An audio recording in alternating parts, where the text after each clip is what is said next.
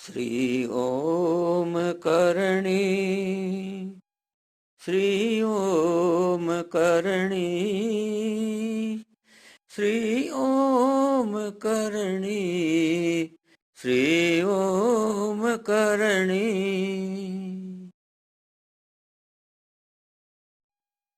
नमस्कार। रावशेखा अपने सैन्य अभियान से सफल होकर के लौट रहा है और बाईसा को नमन करने के लिए स्वाप आ रहा है। बाईसा अपने ग्वाड़ में खेल रही होती हैं। गांव वाले घुड़सवार को देख करके एक दूसरे से बातें करते हैं। मालूम पड़ता है कि रावशेखा आया है।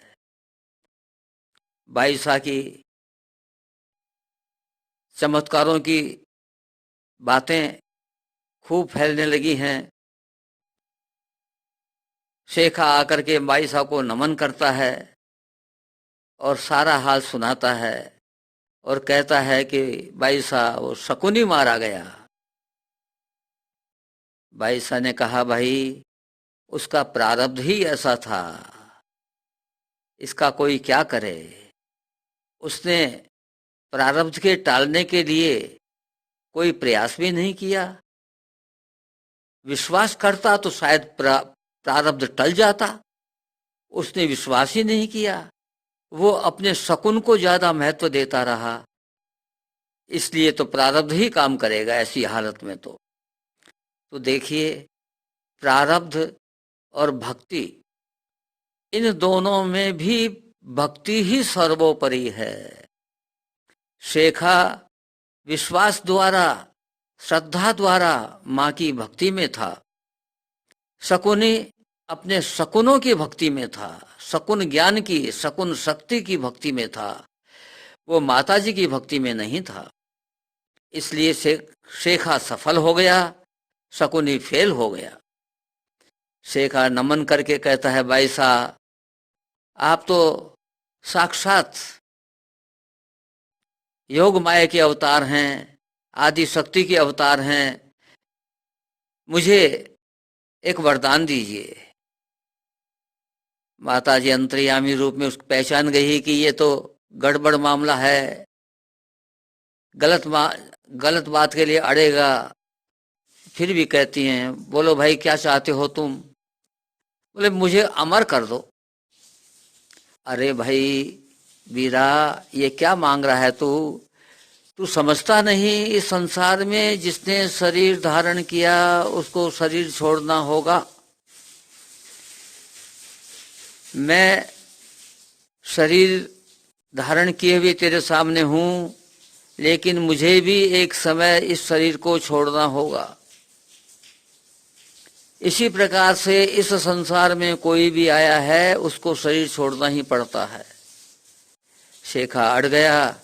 बोला नहीं भाई साहब, मैं तो आपका वीरा हूं, मैं तो आपका भाई हूं, आपने खुद ने मेरे को भाई बना लिया है, अब मुझे तो अमर कीजिए ही।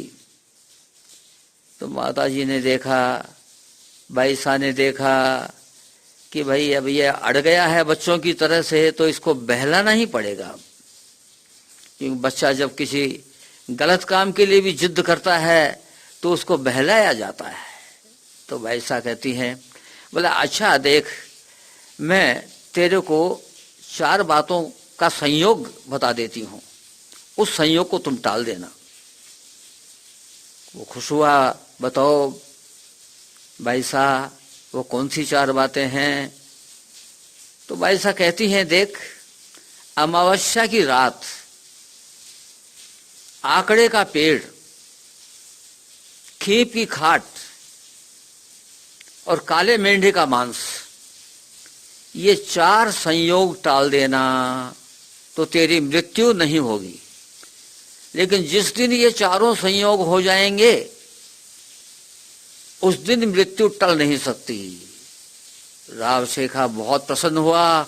उसने कहा, ये तो कोई बड़ी बात ही नहीं। मन में सोचा, उससे कोई बड़ी बात ही नहीं हुई, ये तो छोटी सी बात है, इसको तो टाल दूंगा मैं। वो मूर्ख था, सोच नहीं पाया कि ऐसा भी कभी होता है क्या? जिस दिन समय आएगा उस दिन ये संयोग भी बन जाएंगे। इजाजत लेकर के राव शेखा विदा हुआ। बाईसा अपने खेलने के साथ, अपने साथ साथियों के साथ खेलने में रमण करने लगी। धीरे धीरे बाईसा की ख्याति दूर दूर फैलने लगी। बाईसा बड़ी होने लगी। अब बाईसा जैसे जैसे बड़ी हो रही थी तो उनके चेहरे पर दाढ़ी मूंछ उगने लगी। बाईसा का स्वरूप पहले से भी थोड़ा कुरूप था, काला कलूटा चेहरा, सांवला सुंदर नहीं, कृष्ण भगवान की तरह से काला कलूटा। मुंह भी बहुत सुंदर आकर्षक नहीं था और उस पर दाढ़ी मूंछ और आने लग गई।